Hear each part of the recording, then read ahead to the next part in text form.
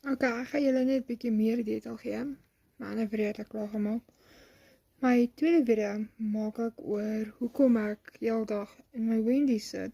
Ja, my kind het hom verander, ek sal hom vir julle wys, hulle trouens hom klaar het. Ek het bloedklonte gekry in al my voete, my bene. So ek kan nie partykeer loop nie, ek kan nie partykeer beweeg nie. Ek het verskriklik water ook in my bene.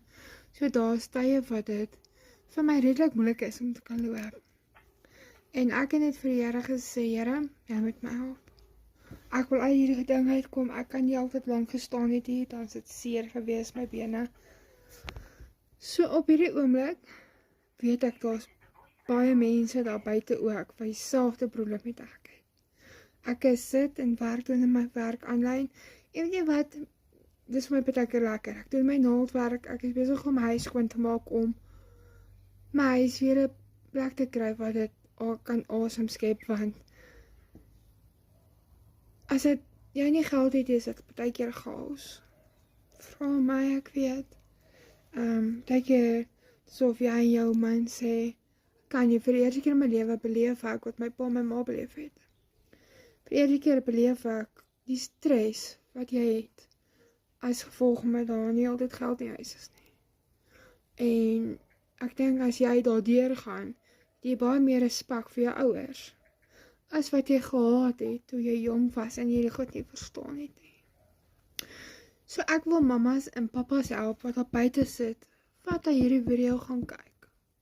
Wil ek vir jou sê, kom, laat ek jou help. Kom laat ons kyk, hoe kan ons jou plan maak om jou uit hierdie finansiële krisisse is waar jy in is, uit te haal. Want ek weet, elke ou het 'n reg om uit hierdie situasie uit te kom waar jy in is. Elke ou, weet jy, my man is self een van hulle. Hy ly onder baie depressie. En omdat hy nie weet hoe om te sorg vir sy gesin nie. En partykeer bid jy en jy vertrou, maar die Here het ook gesê in die aangesig van jou sweet sal jy vir jou huis versorg. En ja, Jesus het gekom om dit te herstel.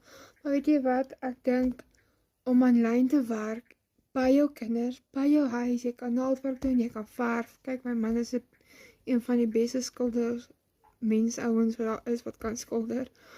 Maar hy kan nie net elke dag skilder nie, hoe gaan hy geld inbring. Dis wat deur baie mense se koppe gaan. Wel, jy kan aanlyn geld maak.